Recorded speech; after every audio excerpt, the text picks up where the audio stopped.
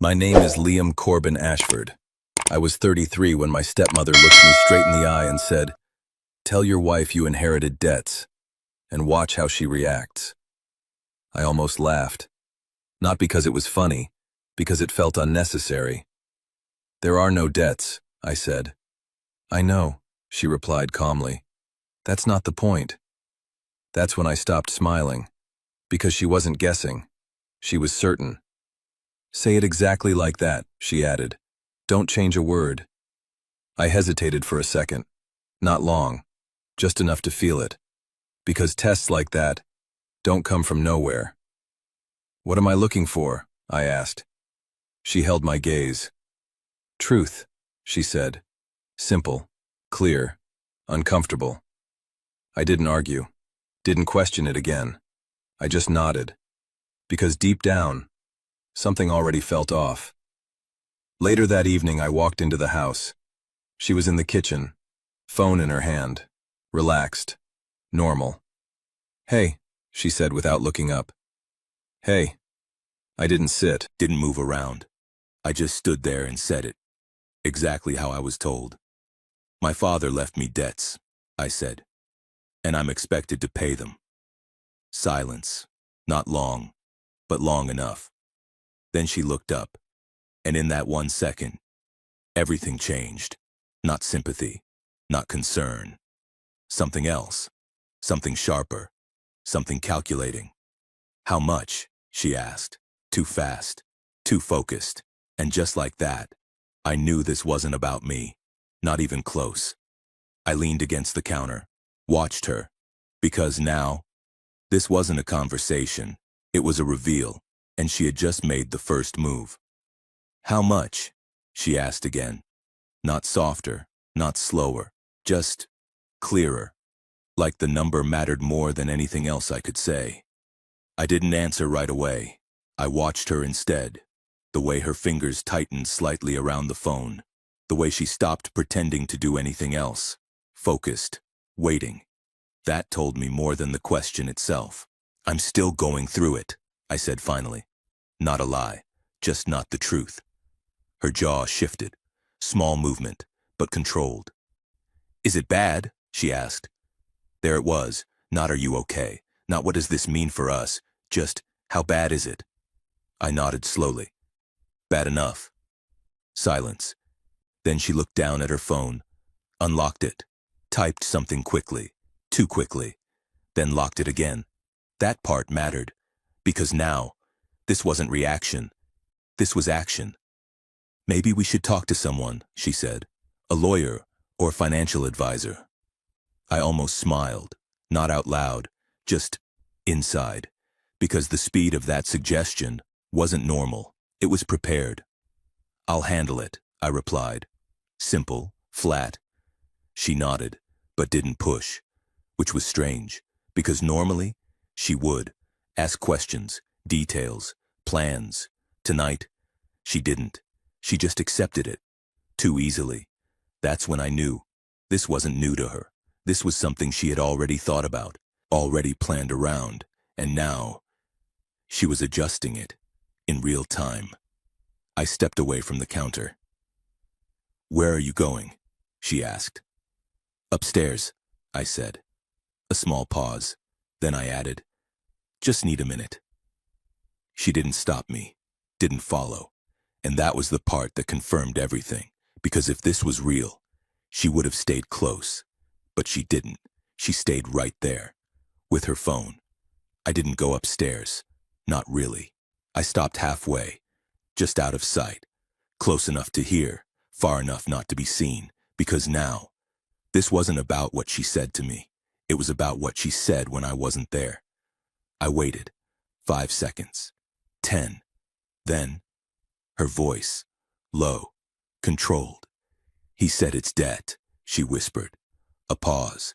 Then another voice, male, older, familiar in tone, but not someone I knew. "How much?" he asked. Same question, different person. That confirmed it. "I don't know yet," she replied. But it sounded serious. Silence. Then we don't wait," the voice said. "You understand?" My chest tightened. Because that wasn't concern, that was instruction. I know, she said. I'm thinking. Thinking. No hesitation, no confusion, just adjusting. You should have known before this, he added. I didn't have access, she replied quickly. Access. That word landed, hard, because now, this wasn't about debt. It was about control. I'll get it, she continued. Give me time. A pause.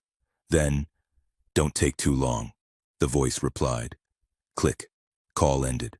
Silence filled the space, but it wasn't empty anymore, not even close. I stepped back slowly, careful not to make a sound, because now, I wasn't guessing, I wasn't assuming. I had heard it, clear, direct, and the worst part, she didn't sound surprised, she sounded ready, which meant, this didn't start today. This started long before my father died, and I had just stepped into it, without even knowing.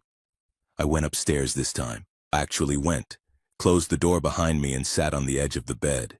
Didn't move, didn't think too fast, because when everything clicks at once, you miss details. And right now, details were everything. Access. That word kept coming back. I didn't have access, which meant she had tried before, more than once, and failed. Until now.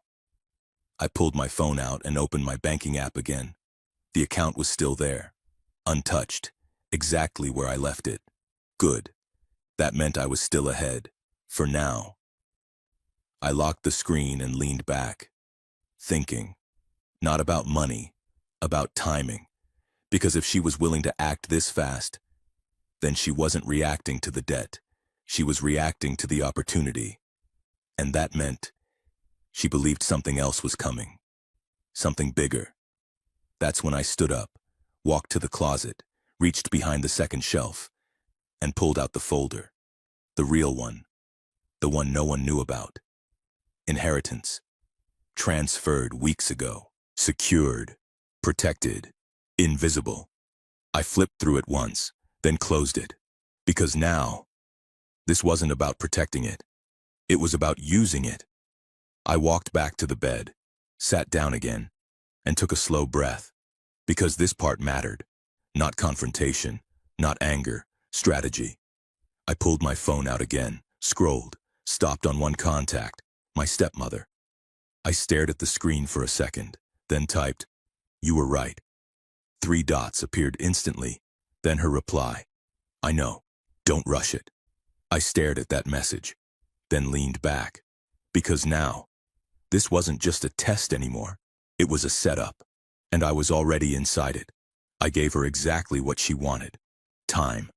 That's the part people don't understand. If you move too fast, you only catch the surface. If you wait, they show you everything. By morning, she was different. Not obvious, not dramatic, just focused, more attentive, more careful, like she was watching me, the same way I was watching her. "You didn't sleep," she said, handing me coffee. "I did." "I didn't." She nodded, didn't push, then sat across from me, closer than usual. That mattered, because now, she wasn't avoiding me. She was positioning. "We should really figure this out," she said. "The debt, the timeline, everything." "Everything." I nodded slowly. "Yeah." A pause. Then I added, "I might need help." That landed. Instantly. Her eyes lifted. Sharp, interested. "What kind of help?" she asked. There it was. Not concern. Opportunity. I leaned back slightly. "Access," I said. Same word, same weight. She didn't even try to hide it this time. "Access to what?" she asked. I held her gaze. "The accounts." Silence. Then, "I can help with that," she said quickly. Too quickly. And just like that, she stepped exactly where I needed her to. Because now, this wasn't suspicion anymore. It was participation. I nodded once. "Good." Then I stood up, grabbed my jacket. "Where are you going?" she asked. "To set it up," I replied. A small pause. Then I added, "You'll come with me later." Her expression didn't hide it this time, not even a little. She wanted that. Badly. And that's when I knew. This wasn't just about money. This was about control. And she had already decided. She wanted all of it. I didn't take her to the bank. Not yet. That would have ended it too early. Instead, I drove us somewhere else. A small office building downtown. Neutral. Quiet. Controlled. "What is this?" she asked as we stepped out. "Lawyer," I said. Simple. Flat. She nodded. Didn't question it. That told me she was ready for anything, as long as it led to access. We walked inside. Reception empty. Conference room waiting, exactly how I said it. "Sit," I said. She did. No hesitation. I placed a folder on the table. Not the real one. A copy. Modified. Carefully. "What's this?" she asked. "Authorization," I replied. "Temporary." Her fingers moved to the edge of the paper. Paused. Then she looked up. "Temporary." "For now," I said. A small pause. Then I added, "Until everything clears." That was enough. Because now, she had a reason. A window. A way in. She picked up the pen. Didn't rush. Didn't hesitate either. Just signed. Clean. Confident. And that was the moment. Not when she spoke. Not when she reacted. When she signed. Because that signature wasn't just agreement. It was proof. I took the paper back, closed the folder, then looked at her. "You trust me?" I asked. She smiled, soft, controlled. "Of course." I nodded once, then leaned back slightly. Because now, everything was exactly where I needed it. The test was over, and the real part was about to begin. I didn't leave the room. Not yet. I let the silence sit. She watched me, waiting. Because she thought this was the part where things moved forward, where access opened, where control started. It didn't. I opened the folder again. Slow. Pulled out the paper she had just signed. Placed it flat on the table. Between us. Then I turned it toward her. "Read the last line," I said. She frowned slightly, confused. But she looked. Her eyes moved across the page. Calm at first, then slower. Then, they stopped. That was the moment. "What is this?" she asked. Different tone, no control, no softness. Just sharp. I leaned back, watched her. "You signed it," I said. "That's not what you said it was," she snapped. "Of course it wasn't. That's the point." "Read it again," I replied. She did. This time, out loud. "Full financial disclosure. Consent to audit. Authorization to access communication records." Her voice dropped, stopped.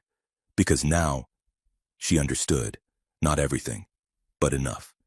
"This gives you access to my phone?" she asked. I shook my head once. "No." A pause. Then I added, "It gives me access to yours." Silence. Heavy, immediate. Because now, the balance was gone. Completely. "You tricked me," she said. I didn't deny it. Didn't soften it. "You were already trying to do the same," I replied. That landed, because it was true. She stood up. Fast. "What is this?" she demanded. I stayed seated, calm, then said, "It's where this ends." A pause. Then I added, "Or where it finally becomes clear." Her phone buzzed, right on cue. She looked at it. Didn't want to, but she did. Unknown number. She froze, and that's when I said, "Answer it." She didn't want to answer. I could see it. The hesitation, the calculation, because now, everything meant something. "Put it on speaker," I said. Calm, clear, no room left to avoid it. She swallowed slightly, then tapped the screen. Call connected. Silence for a second. Then, "You got it?" the voice asked. Same voice, the one I heard the night before. She didn't respond, couldn't. So I did. "What exactly are you asking about?" I said. Silence, sharp, immediate. Then, "Who is this?" the man asked. I leaned back, looked at her, then answered. "The person you've been trying to reach without realizing it." No reply, no recovery, just quiet. Because now, there was nothing left to pretend. You told her not to take too long, I added.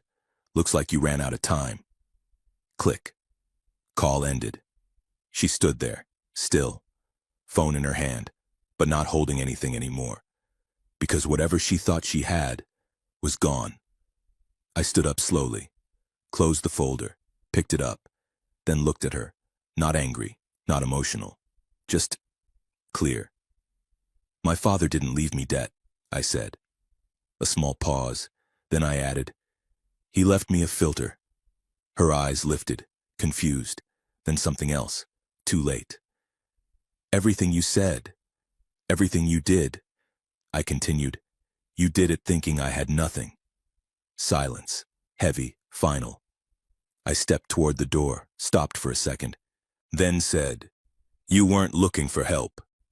A pause, then the last line. You were looking for control, and now you have neither. I walked out, didn't look back, because the truth is, some tests don't fix relationships, they end them.